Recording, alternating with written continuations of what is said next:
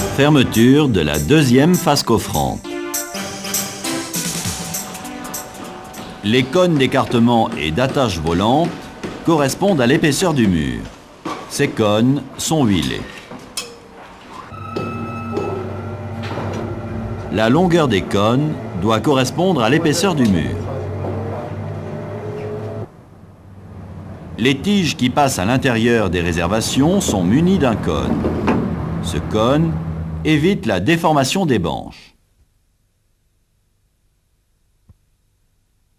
Voici deux voiles sur un joint de dilatation vu en coupe.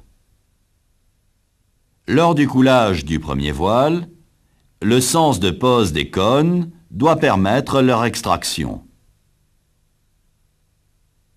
Lors du coulage du deuxième voile, les cônes seront plus longs de l'épaisseur du joint de dilatation.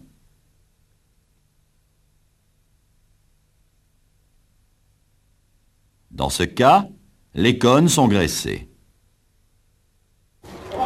Avant la fermeture des panneaux, la surface est nettoyée. Le panneau est huilé. L'ouvrier porte les équipements de protection. La fermeture se fait en deux phases.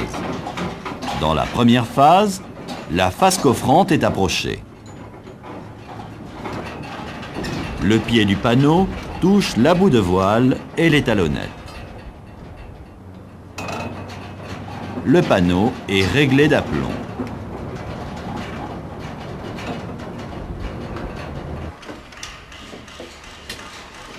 La deuxième phase comporte un réglage latéral. Voici des banches qui sont décalées latéralement. Les trous ne sont pas en face.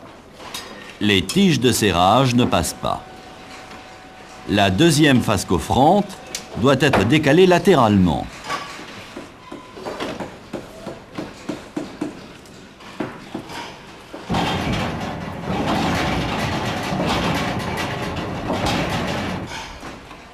La deuxième face coffrante est trop haute.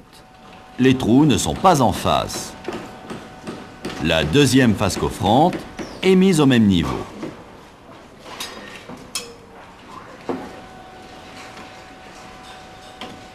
Les tiges sont enfilées.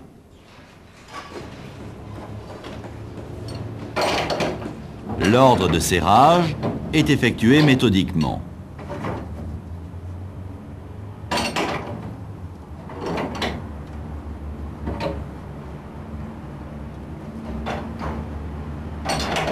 Le serrage à la clé s'arrête quand le panneau touche les cônes.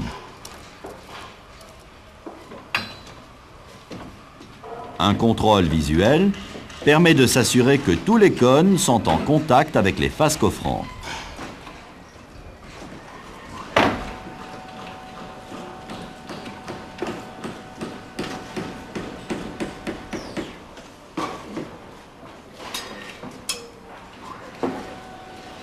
Un serrage trop puissant écrase d'abord les cônes, puis il peut déformer les banches.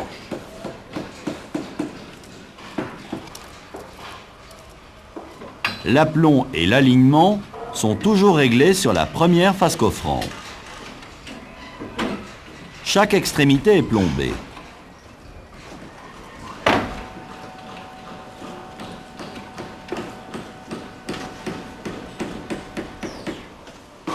Le cordeau détermine l'alignement.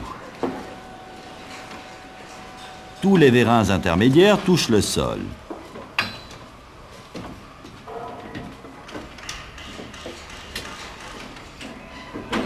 Ici, une banche s'appuie sur un mur existant.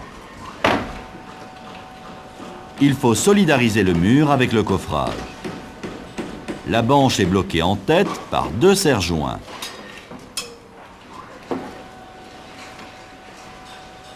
Deux étais bloquent la banche au pied.